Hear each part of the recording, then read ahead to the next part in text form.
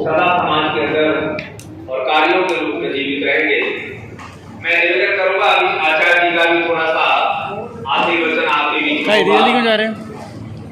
क्योंकि बाबू जी हमेशा यही चाहते थे कि मैं रहूं या ना रहूं, लेकिन वेद की ज्योति और वेद की ज्योति और वेद का प्रचार और आर्य समाज सदा लहराना चाहिए।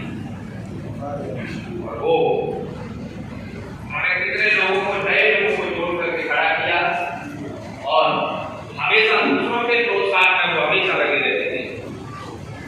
मैं वैसे तो बहुत सारे लोगों की भावनाओं को और श्रद्धांजलियों को भी जोड़ना चाह रहा था, लेकिन समय की सीमा और गति अपनी तेजी से बढ़ रही है। मैं नगर के वयोवृद्ध और इस परिवार के बहुत स्वचिंतक और आर्य विचारधारा ऋषि दयाल के मंतव्यों को मानने वाले मैं समाधि राम प्रकाश अग्रवाल जी से निवेदन कर रहा हूँ। दो शब्द उनके श्रद्धांजलि के रूप में दो शब्द कहते हुए फिर आशीर्वचन स्वामी जी महाराज का होगा। स्वामी जी महाराज हमारे बीच में स्वामी जी महाराज जब भी स्वामी जी महाराज आते जाते थे और गुरुकुल के लिए और उनके कार्यों के लिए बाबू जी हमेशा प्रोत्साहन रखते थे कि वहां तक कैसे लोगों को पहुंचाया जाए और कैसे जोड़ा जाए। आए आप हमारे नगर के पूर्व चेयरमैन भी रहे और उम्र की दृष्टि से भी शायद आज की तारीख में वयोवृद्धि कहा जाएगा, तो आए सभी का नगर के की तरफ से सामूहिक श्रद्धांजलि।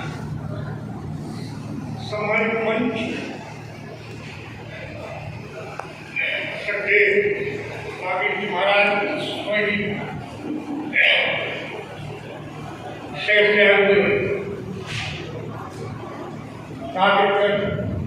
परिवारिक रिश्तेदार भाई बंधु, ओम क्रांति के बारे में क्या कहा है? अरे मुझसे बड़े बहुत बड़े थे। मैं 87 वर्ष पार कर रहा हूँ। 3 मई 1930 को 88 में आ जाऊंगा।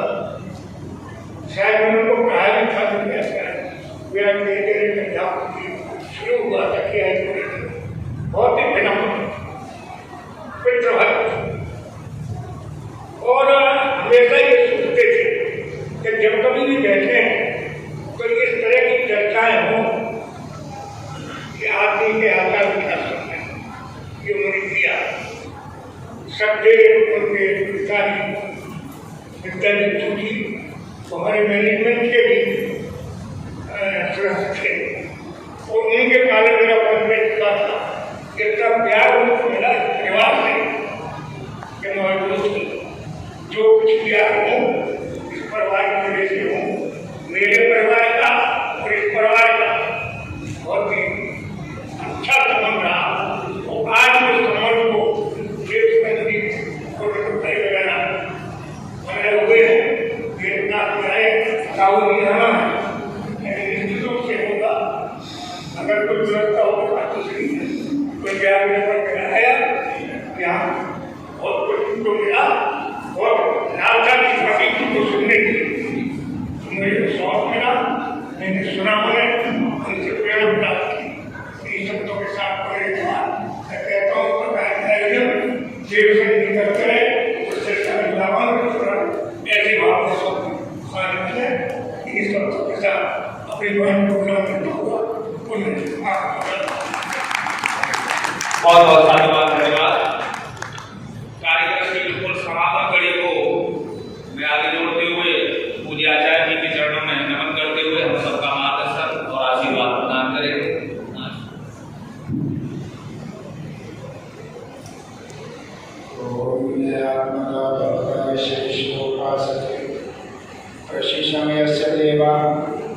यस्य छायामृतं यस्य मृत्युः तस्मै देवाय हविषाविधे। श्रद्धेय आचार्य भाभी श्री आदर के योग्य स्वामी चंद्रदेव जी, आदरणीय नवीन शास्त्री जी, कार्यक्रम में उपस्थित समस्त श्रद्धालुजन, पूजा के मातृशक्ति, सत्याचार्य जी से वो सुंदर विचार भी आप समय थे। जितने लोग भी संसार में आकर के परोपकार कर जाते हैं, उनका ही नाम दुनिया में हमेशा लोग लेते हैं। आदरणीय ओम शरण जी हमारे बीच से गए हैं, उनका प्रतिफल जो है वो सारा समाज के लिए, संसार के लिए रहता है। लगभग 20 साल से वो हमसे जुड़े हुए। एक बार हमको उन्होंने यहाँ वेद कथा के लिए बुलाया, उसके बाद सिरसागंज के अधिकांश लोग तभी से जुड़ गए और सैया जी के पिताजी भी उसी समय से जुड़ गए। तब से लगातार सिरसागंज आना जाना रहा है। और सिरसागंज की भूमि में कुछ ऐसा है कि स्वाभाविक रूप से यहाँ धार्मिकता है, लोग एक दूसरे के प्रति समर्पित रहते हैं और ये धार्मिकता इतनी रही है, इसका कारण है यहाँ के लोगों का संवेदनशील होना। एक दूसरे के प्रति बहुत संवेदनशील है। जब हम यहाँ आते हैं, यहाँ की परंपराएं देखते हैं, तो हमारे पूर्वज जो हुए हैं उन्होंने जो तप किया है वो निश्चित रूप से यहाँ परिलक्षित होता है। हमारे गुरुदेव पूज्य आचार्य बलदेव जी महाराज सिरसागंज में आपके गुरुकुल में ही पढ़े और सिरसागंज की बड़ी प्रशंसा किया करते थे। उसमें विशेष भगत जी की वो कहते हैं सिरसागंज के लोग इतने ज़्यादा धार्मिक हैं।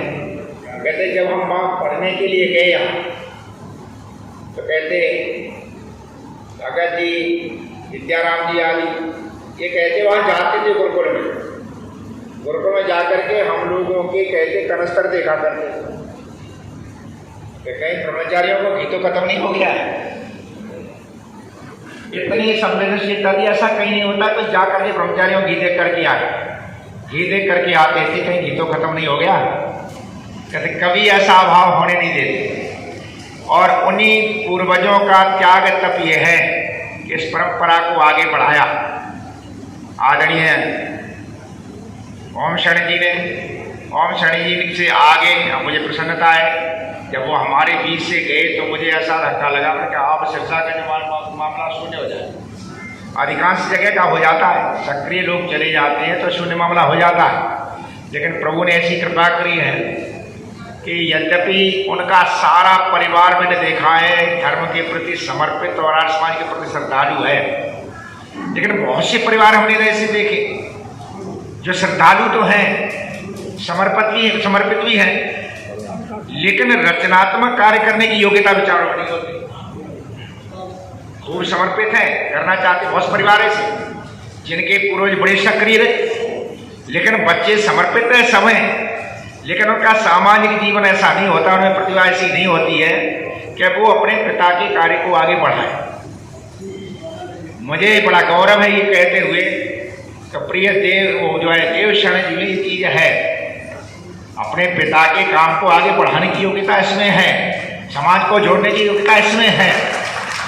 इसीलिए इतना सारा कार्य चला। उनके बाद में कार्य को इन्होंने शिथिल नहीं होने दिया। मैंने देखा ना तो यहाँ का सत्संग शिथिल हुआ, ना आसपास प्रचार शिथिल हुआ। और नवीन जी का होता है आधार थे, तो जैसा कि पिताजी करते थे वैसा ही इन्होंने आगे बढ़कर किया है। और वे बेटे ये बैठे हुए हैं, मुझे बड़ी प्रसन्नता है। सारा का सारा परिवार उस चीज पर, और उसके लिए उन्होंने श्रम किया। यहाँ मासिक सत्संग में मैं आता हूँ, यहाँ एक बार मैं यहाँ पर आया तो कहीं दूसरी जगह पर हमें भोजन करने के लिए जाना था, मैंने मना कर दिया। आदरणीय ओम शरण जी बोले कि भाई हमारे यहाँ तो बड़ी निराशा हुई, बहू ने तैयारी कर रखी और आप छोड़ करके चले गए। अब इस बार जरूर हमारे यहाँ भोजन करना। हम और भजनोपदेशक से भोजन करने बड़ी श्रद्धा से भोजन कराया और उसके बाद अपने पौत्र को बुला करके कहा कि हाँ, हमारे पिताजी ने जो हमें सिखाया है वही मैं तुझे सिखा रहा हूँ। मेरे जाने के बाद ऐसा ना हो जाए विद्वान घर में ना आए, और विद्वान आवे तो उनको दक्षिणा न दी जाए, ले अपने हाथ से दक्षिणा दी। ये उसके पहले ही बात है, मैं आया, घर से विदा किया, मुझे क्या पता था इतनी जल्दी वो हमसे अलग हो जाओ। तो ये परंपराएं उन लोगों ने अपने घरों में डाली हैं। हम आप लोगों से भी ये कहते हैं, ये धर्म को भी शास्त्री से भी हमारी बातचीत हो रही थी। देखो गुरुकुल भी हमने देखे, गुरुकुल चलते भी देखे, लेकिन सामाजिक कार्य में उन्हीं गुरुकुलों के ब्रह्मचारी काम कर सकते हैं। जिन गुरुकुलों में ब्रह्मचारियों के हृदय में स्वामी दयानंद और स्वामी ब्रजानंद के प्रति श्रद्धा उत्पन्न कर दिया, ऐसा नहीं है तो काम नहीं कर पाते। विशेषकर ये है जहां अपने घरों में, और आदरणीय ओम शनि जी ने यही तो किया, स्वामी दयानंद जी, स्वामी श्रद्धानंद जी, स्वामी और ब्रजानंद जी को उन्होंने एक एक बच्चे में भर दिया। दयानंद में होकर के वो जीते थे। उनका कोई भी कहीं पर भी सुन लो, प्रवचन सुनो, भाषण सुनो, कुछ भी सुनो, उसमें स्वामी दयानंद ना ऐसा संभव ही नहीं था। और जहां स्वामी दयानंद आया उसके विपरीत हो, वहां स्वीकार भी नहीं करते। यहाँ कथा सुनने के लिए चले गए, आर्य समाज के मंच से ही कथा हो रही, और कथा सुनकर के वहां जाए के आचार्य हम नहीं संतुष्ट थे। मैंने कहा क्यों? आजकल के आर्य समाज के विद्वान सोच विचार नहीं करते, अंधाधुंध कथा करते रहते, वो सिद्धांत के विरुद्ध कथा कर रहे थे, कोई मैलाती कर रही थी। और आचार्य है यही बात जो आप भी कह रहे थे, यही बात है। हम भी उसी धारा में बह रहे हैं जो कथावाचक बह रहे हैं। हम नहीं और सोचते हैं कि हम किस मंच पर बैठे। जैसे कि मैं बैठा हुआ, जो कविताएं लिखी हैं आचार्य बता रहे थे वो कवियों की हैं, वो राम के जीवन में थोड़ी घटी हुई चीजें। और कथावाचक बैठे बैठे कह रहे मंच पर राम का चरित्र कितना उच्च था, भगवान श्री राम का चरित्र कितना उच्च था। जब सीता जी ने रावण को स्वीकार नहीं किया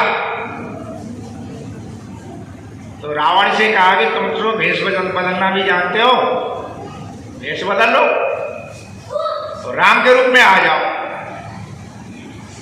तो किसी कवि ने लिखा और उपदेशक जी इसको बोल रहे, तो रावण क्या कहता है कि हमने ये करके देख लिया है। उन्होंने लिखा है राधेश्याम रामायण तर्जुमे है, कारजहु कर देख लियो नहीं पाए सक्यो किंचित सफलाई, जब राम को रूप बनावत हूं तब मातु सी दीखत नार पराई। अभी उपदेशक कह गए, रावण ये कहता मैंने करके देख लिया, जब राम का रूप बनाता हूं तो दूसरे की स्त्री मां दिखाई देती है।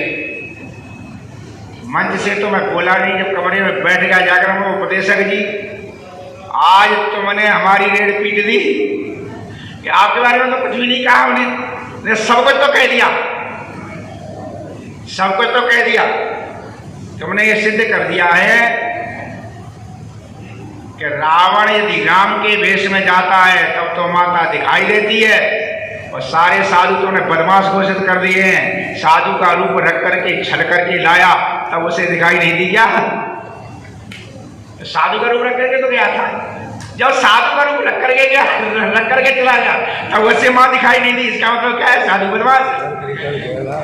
तो साधु बदमाश सिद्ध तो कर दिया ना तुमने। मैंने कब समझ करके मंच में बोला करो, ये इधर उधर की बातें यार समाज के मंच में सुबह नहीं देती, सारा गड़बड़ हो जाता। तो वो उनका स्वाध्याय इतना बढ़िया था, इतना बढ़िया था। देव शनि जी से ही कहेंगे कि सक्रिय तो बहुत है, सक्रियता इसमें बहुत है, और पिताजी का की जो वेदना है वो भी इसके साथ है, संवेदनशीलता भी है, पर साथ साथ ये भी उतना ही स्वाध्याय कर ले जैसे पिताजी ने कर लिया था। नित्य नियम बना दो, पिताजी का दायित्व तो होते भाई उनके पीछे है, दायित्व तो इसी को संभालना है। पिताजी के माध्यम से जितना कार्य बढ़ेगा, भाई उनका एक एक जीवन का एक एक क्षण किसके लिए था? समाज के लिए था। बाद में तो सारे को सब कुछ सौंप दिया। सार में देखता गाड़ी बना ली थी, हर जगह पहुंचते ले जाकर हर जगह कार्य करते। वो काम हम भी करें जिसके लिए उन्होंने संसार को दिशा देने के लिए रात दिन एक किया। आप लोग भी वही काम करें।